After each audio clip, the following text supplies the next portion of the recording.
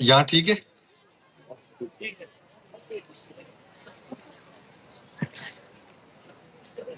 સભામાં પહેલા માં સરસ્વતીનો વંદન કરો। राजस्थान रे केंद्रीय विश्वविद्यालय रे राजस्थानी छात्र संघ रे द्वारा ओळखाण नामक जो कार्यक्रम आयोजित कियो जा रहे है, ये कार्यक्रम रे मारा हमा बेटोड़ा अतिथिगण और विश्वविद्यालय रा प्रबुद्धजन और मारा छोटा भाई और बहनों, कार्यक्रम रे बारे में मन ज्यादा जानकारी हती कोन, ओळखाण को हती मारी। ये दरमियान अशोक रो मैसेज आयो, अशोक मारे चेलो है कि गुरुदेव थाना किशनगढ़ री जमी माथे आणो है यूनिवर्सिटी में।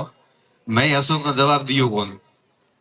उगर बाद में पाछो शिषपाल रो मैसेज आयो, सोनजी रो मैसेज आयो कि आप रो आनो पड़े। तो मैं को मैं आन नहीं करूं। मैं थेट धोरारी धरती रो आदमी, मारवाड़ रे और पाकिस्तान रे ठेठ बॉर्डर माथे बैठोड़ो आदमी, इतने बड़े विश्वविद्यालय रे बहनो देश भर विभिन्न शहरों में परीक्षा आयोजित करे इंटेलिजेंट क्रीम जो है निकाले ने जो टावर आयोडा वो अनोखी बताई। तो कहना एक बार आप आ जाओ, तो मैं को जाना हूं। मैं आप जितना भी लोग बैठा है, आप सभी नो धौरारी धरती में मारा राम राम खमा गणी।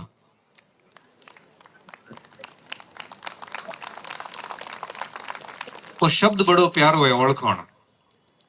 जना आप राजस्थान री संस्कृति री बात करो, तो राजस्थान री संस्कृति री जते विशेषताओं री बात करो, तो राजस्थान री संस्कृति री विशेषताओं रो जो मूल शब्द है वो ओळखाण है। मारवाड़ क्षेत्र में जनसंख्या बहुत कम हुआ करती। प्राचीन काल में और मध्य काल रे महीना लोग बहुत कम होता और देखने वास्ते कोई आदमी मिलतो कौन। और उस स्थिति में कोई भी राहगीर के जातो वो मिल जातो, तो ओथरा स्थानीय लोग लोग नोरी ओळखाण निकालता कि भाई केत में आयो है, तारो नाम की है, तारी जात की है, सारी ओळखाण निकालता और ओथ में ओळखाण नी परंपरा शुरू हुई। तो शब्द बड़ो प्यारो है और ये आयोजन समिति ने मैं बहुत बहुत धन्यवाद दूं कि राजस्थानी भाषा रा एड़ा लुप्त होता होता शब्द नो आप बहुत बड़ो मंच दे लिए, शब्द नो पाछो फेमस कर दियो। क्योंकि मैं एक शिक्षक हूं और लगातार बच्चों से जुड़ा हुआ हूं पिछले 15 वर्षों से, और मैं युवाओं से सीधी बात करता हूं और युवाओं को बहुत नजदीक से मैंने जाना है और उस अनुभव के बेस पे युवाओं से लगातार बात करता हूं। तो आज भी काफी संख्या में युवा बैठे हैं, जो कि कार्यक्रम राजस्थानी संस्कृति और परंपराओं का है। पर हमारी संस्कृति और परंपरा जो रही है वो हमेशा यही रही है कि हम हमारी संस्कृति को जिंदा रखें, हम हमारी परंपरा को जिंदा रखें। मैं आज री पीढ़ी ना कहूं कि आप री संस्कृति आप रे पहनावे में भली मत दिखे, लेकिन आप रे व्यवहार में दिखनी चाहिए। आप री संस्कृति आप री भाषा और बोली में भली मत दिखे, लेकिन आप री संस्कृति दूसरा रे जो बात करो पूरे लहजे में दिखनी चाहिए। आप री संस्कृति भले आप रे खान पान में मत दिखे, लेकिन आप रे घरे कोई मेहमान आवे तो उगरी खातिरदारी करे, उगे में आप री संस्कृति दिखनी चाहिए। आपकी संस्कृति दिखनी चाहिए। हम राजस्थान के लोग हैं और हम जो आवा भगत के लिए जाना जाते हैं, ये हमेशा जिंदा रखना। आज की जो इस पीढ़ी को कई बार जब मैं देखता हूं, तो कई बार मुझे यूं लगता है कि हम आधुनिकता की इस दौड़ में हम हमारी संस्कृति को निरंतर भूलते जा रहे हैं। और कई बच्चों को मैं ये भी देखता हूं कि जब बड़े शहरों में आ जाते हैं, तो वो अपने आप को इन्फीरियोरिटी में रखते हैं, अपने आप को हीनता का शिकार मानते हैं, क्योंकि उनको लगता है कि हमारी संस्कृति का हम प्रदर्शन नहीं करेंगे। लेकिन मैं ये मानता हूं कि अगर आप किसी भी जगह जाते हैं, किसी भी बड़े महानगर में जाते हैं या किसी देश विदेश में जाते हैं, तो आपकी संस्कृति आपकी पहचान होती है और गर्व के साथ अपनी संस्कृति को अपनाइए। क्योंकि संस्कृति नष्ट हो जाती है तो ये उस प्रकार हो जाता है कि एक पतंग जब उड़ रहा होता है, उसकी जो डोर होती है वो उस पतंग को बांधे रखती है, और जब पतंग की डोर कट जाती है तो पतंग एक रास्ता भटक जाता है और पतंग खो जाता है इस गहरे आकाश में, और पतंग नष्ट हो जाता है। उसी तरह से जब व्यक्ति अपनी संस्कृति से कट जाता है तो उसके बाद में उस व्यक्ति का कोई अस्तित्व शेष नहीं बचता। इसलिए हमें हमेशा आधुनिकता के साथ साथ संस्कृति को भी बचा के रखना है। यहाँ बड़ी संख्या में युवा बैठे हैं। मैं आपको कहूंगा कि आप केवल एक व्यक्ति नहीं है, आप अपने पूरे परिवार की, घर की, समाज की उम्मीदें हैं। आप अगर इतने बड़े अच्छे यूनिवर्सिटी में आए हैं तो आपसे समाज को और परिवार को उम्मीदें भी बहुत अधिक है। इसलिए आप इन उम्मीदों के ऊपर खरे उतरना अपने अध्ययन के जरिए, अपने व्यवहार के जरिए, और साथ साथ में अपने व्यक्तित्व और कृतित्व के जरिए। क्योंकि जब हम किसी बड़े विश्वविद्यालय में पढ़ते हैं तो हमारा व्यवहार नोटिस किया जाता है। हम क्या करते हैं ये एक देखने और आकर्षण का विषय होता है। इसलिए बड़े विश्वविद्यालयों के विद्यार्थी हैं आप हमेशा अपना आचरण और व्यवहार बढ़िया अच्छा रखें। मेरे जैसे व्यक्ति तो क्या है कि साहब खूब कोशिश करी, मारे टाइम सीयूईटी जेड़ा एग्जाम होता कौन, तो परसेंटेज रे बेस माते मानो कोई यूनिवर्सिटी एडमिशन दियो कौन। और आज मना बड़ो गर्व हो रहा है कि किसी बड़ी विश्वविद्यालय ने हमें प्रवेश के योग्य नहीं समझा। आज हम उन विश्वविद्यालय में कभी कभार जाके बच्चों से संवाद करके आ जाते हैं। अभी आज यहाँ था 18 तारीख को दिल्ली विश्वविद्यालय में भी एक ऐसा ही छोटा कार्यक्रम में वहां बच्चों ने बुलाया। मैंने कहा भाई मन बुलाए क्या करो थे बताओ। मैं गवर्नमेंट कॉलेज में पढ़ो स्टूडेंट, भारत के किसी भी विश्वविद्यालय में जहां जहां आवेदन किया मुझे वहां प्रवेश के योग्य समझा नहीं, क्योंकि प्रक्रियाएं प्रवेश की ऐसी थी। अब हम यहाँ पे आके क्या बात करेंगे, किन बच्चों से बात करेंगे। लेकिन फिर भी बच्चों का जो स्नेह और प्रेम है मुझे बड़ा अभिभूत करता है कि आज भी बच्चों के मन में अपने शिक्षकों के प्रति जो श्रद्धा है ये इस पीढ़ी को कभी भटकने नहीं देगी। एक समय होता था जब विद्यार्थी बॉलीवुड को मानता था, कभी विद्यार्थी ऐसे ऐसे लोगों को मानता था जो वास्तविक जिंदगी में कुछ भी नहीं थे।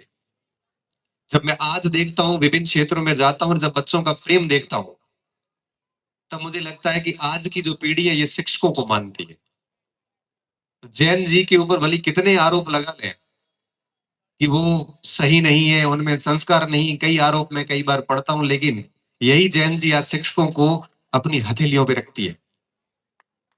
तब मुझे लगता है कि आज की पीढ़ी बड़ी सही है। और आप जिन जिन लोगों से पढ़े हैं, जिन जिन गुरुजनों से पढ़े हैं, आप हमेशा उनकी एटीट्यूड ऑफ ग्रेटिट्यूड हमेशा रखें, उनके प्रति कृतज्ञता आप ज्ञापित करते रहें। और मैं तो ये कहता हूं कि आपकी जो पढ़ाई हो रही है यहाँ पे, आप किसी सरकारी सेवा में जाते हैं नहीं जाते हैं ये कोई मुद्दा नहीं है। क्योंकि भारत भर में अगर देखोगे तो 2% लोग भी सरकारी सेवा में नहीं होंगे। आप यूरोपियन कंट्री में जाके देखोगे तो वहां पे सरकारी सेवाओं का कंसेप्ट ही नहीं है। तो सरकारी सेवा पढ़ाई का एक महज कोई उद्देश्य नहीं है, ये केवल जीविका निर्वाह है। तब मैं बच्चों को कहता हूँ कि ठीक है, प्रयास हो जाना चाहिए, होता है तो ठीक है, नहीं तो आप बहुत अच्छा काम और भी कर सकते हैं। परंतु शिक्षा हम इसलिए अर्जित करते हैं कि हमारे आचरण में वो दिखनी चाहिए। शिक्षा हम इसलिए अर्जित करते हैं कि एक अच्छे इंसान बने। मानव से मनुष्य बनने तक की जो यात्रा है यही असली शिक्षा है। क्योंकि आपकी शिक्षा ही आपके संस्कारों और इन दोनों को मिला के जब आपकी शिक्षा झलकती है तब आप एक अच्छे मानव के रूप में बाहर आते हैं। तो आपका अच्छा मानव होना बहुत जरूरी है वनिष्पत एक सरकारी नौकर होने के। इसलिए अच्छे विद्यार्थी बनिए और हमेशा अपने गुरुजनों का, परिवार का सम्मान करिए। और मैं हर मंच पे ये बात कहता हूं कि आपकी वजह से आपका परिवार, आपके मित्र, आपके शिक्षक आपकी वजह से गर्व महसूस करें। ऐसे कार्य करना, ऐसा कोई कार्य मत करना जिससे कि आपके मित्र, आपके गुरुजन आपसे लज्जित महसूस करें। ऐसा कोई कार्य मत करना। कार्य ऐसे करना कि आप कल आज यहाँ बैठे हो, कल आप ये दूरी तय करके आप मंच पे पुरस्कृत किए जाए। कार्य आप ऐसे करना जिससे कि समाज को एक प्रेरणा मिले। कार्य आप ऐसे करना कि आपके बाद के जो बच्चे हैं वो आपको देख के सीखे कि मुझे भी इस प्रकार का कार्य करना है। कार्य ऐसा करना कि वो एक पगडंडी का काम करे और उस पगडंडी पे आने वाली पीढ़ियां चलने के लिए प्रोत्साहित हो। कार्य ऐसा करना कि अंदर आपको खुशी दे और उस खुशी के बाद आपको नींद भी अच्छी आए। कार्य ऐसा कोई मत करना जिससे कि एक गलत संदेश जाए, क्योंकि वेस्टर्न कंट्रीज में जब जाके देखते हैं तो एक ही अपराध के लिए कई देशों में दो प्रकार की सजाएं होती है। ऐसी सजाएं, एक ही अपराध के लिए दो सजाएं मैंने देखी है। सामान्य व्यक्ति करता है तो उसकी सजा कम होती है, और अगर कोई इंटेलेक्चुअल व्यक्ति कोई वही अपराध करता है तो उसको सजा अधिक दी जाती है कि अगर आप ही ऐसा करोगे तो दूसरों से हम क्या उम्मीद रखेंगे। इसलिए हमेशा इस बात का ख्याल रखें कि कोई भी ऐसा कृत्य हमारे से नहीं हो, क्योंकि एक इंटेलेक्चुअल व्यक्ति, एक बौद्धिक व्यक्ति हजारों लोगों को प्रभावित करता है। अगर एक अनजान व्यक्ति जिसके पास कोई शिक्षा नहीं है, अनपढ़ रह गया है, अगर वो गलती करता है तो माफी योग्य होती है। हम गलती करते हैं तो माफी योग्य नहीं होती। आज के विश्वविद्यालय में जब मैं जाके देखता हूँ कई बार, तो कई बार मुझे ठीक फील नहीं भी होता है, क्योंकि जब सरकार यहाँ लाखों रुपए खर्च करती है, घर से हमें बहुत उम्मीदों के साथ विश्वविद्यालय में भेजा जाता है, और यहाँ पे कई बार हमारे कार्य ऐसे होते हैं जो कोई उम्मीद नहीं करता। मैं आप सभी विद्यार्थियों से कहना चाहूंगा कि आप हमेशा अपने कर्तव्यों के प्रति निष्ठ बने रहें, हमेशा अपने व्यक्तित्व पे काम करें, क्योंकि ये शिक्षा यहीं रह जाएगी, ये बातें यहीं रह जाएगी, ये नौकरियां यहीं रह जाएगी, आपका व्यक्तित्व हमेशा जिंदा रहेगा। कोई भी व्यक्ति बाद में पहुंचता है, व्यक्तित्व उसका पहले ही पहुंच जाता है। मैं आज यहाँ आया हूँ, उससे पहले ये बात पता चल गई होगी बच्चों को कि सर आ रहे हैं। मेरे को आप में से कई स्टूडेंट ने ऑनलाइन पढ़ा होगा, कई बच्चों ने हजारों घंटे सुना होगा, लेकिन कईयों ने देखा मुझे आज ही। बावजूद उसके एक श्रद्धा का भाव होता है। ये बात मैं इसलिए कह रहा हूँ कि आप बाद में पहुंचते हैं, आपके कार्य पहले कहीं भी पहुंच जाते हैं। डिजिटल दौर है और हर एक बात का रिकॉर्ड रखा जाता है, इसलिए संयमित आचरण करें, खूब सारी पढ़ाई करें, हमेशा अच्छे बने रहे और जीवन को बड़ा सरल रखें। और मैं बच्चों को कहता हूं कि तीन चीजों का हमेशा ध्यान रखें। आपका मन हमेशा साफ होना चाहिए, आपका दिमाग हमेशा साफ होना चाहिए, किसी के प्रति हमारे मन में किसी भी प्रकार का कोई द्वेष भाव नहीं हो, हमारी टेबल भी हमेशा साफ होनी चाहिए। अगर किसी विद्यार्थी का कमरा और उसकी पढ़ने की टेबल बहुत अच्छे से साफ होती है तो वो अच्छे से पढ़ भी लेता है, और पूरा रूम भरा हुआ गंदगी पड़ी है तो ऐसी स्थिति में हम कई बार पढ़ भी नहीं पाते, हमारे ऊपर भी आलस्य आ जाता है। दिल साफ होना चाहिए, मन साफ होना चाहिए, और हमारे अध्ययन कक्ष भी साफ होना चाहिए। अगर आप मन और दिल को साफ रखते हैं तो निश्चित तौर पे दूसरों की प्रोग्रेस पे खुश हो सकते हैं।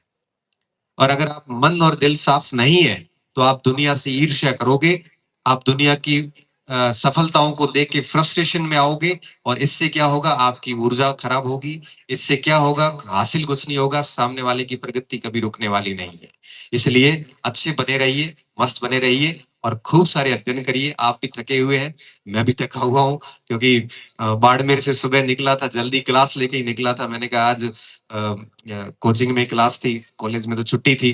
मैंने कहा बच्चों की आज होगी नहीं तो मैं 1-2 घंटे क्लास लेके ही आता हूँ, क्योंकि कम से कम दिन में कुछ तो प्रोडक्टिव कार्य हुआ। क्योंकि मैं मानता हूँ कि सुबह उठने से लेके शाम को सोने तक अगर आप दिन में कुछ भी प्रोडक्टिविटी नहीं करते हैं या कुछ भी बिना सीखे सोते हैं, तो मैं मानता हूँ कि एकेडमिक सुसाइड मानी जाती है, एक अकादमिक आत्महत्या मानी जाती है। अगर आप सुबह उठने से लेकर रात को सोने के बीच में कुछ सीखते नहीं है या कोई प्रोडक्टिव कार्य नहीं करते हैं, तो उत्पादक कार्य होना बहुत जरूरी है, नहीं तो फिर ठीक है, एक धरती पर भार बन के हम रह जाते हैं। तो क्लास लेके मैं निकला था, 500 किलोमीटर की दूरी तय करके मैं यहाँ आया और बड़े अच्छे लोगों को सुना। मैं इस पूरी आयोजन समिति को बहुत बहुत बधाई दूंगा कि इतना शानदार कार्यक्रम किया। आप सभी बच्चों को, सॉरी बच्चे अब रहे नहीं, सब बड़े हो गए हैं, क्योंकि हम तो क्या कॉलेज में पढ़ा पढ़ा के बच्चे ही आता है दिमाग में।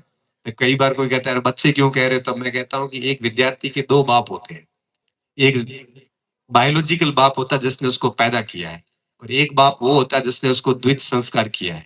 हमारे शास्त्रों में माना जाता है कि जिस दिन व्यक्ति द्विज संस्कार कर लेता, मतलब जिस दिन उसकी शिक्षा पूर्ण हो जाती, तब उसका दूसरा जन्म होता है, और जब दूसरा जन्म देने वाला शिक्षक ही होता है, इसलिए शिक्षक के लिए सारे विद्यार्थी उसके बेटे जैसे होते हैं, बेटियों जैसे होते हैं।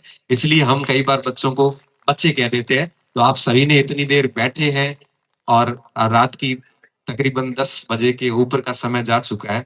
उसके बावजूद भी आप शिद्दत से सुन रहे हैं, तो ये आपका भी बहुत बहुत मैं धन्यवाद प्रेषित करूँगा, क्योंकि आज की तारीख में सुनना सबसे मुश्किल काम होता है। बोलना बहुत आसान कार्य है, सुनने के लिए बहुत मुश्किल है। थोड़ी देर पहले मैंने भी ये चीज़ महसूस की थी कि सुनना कितना मुश्किल कार्य है। तो आप सभी का धन्यवाद।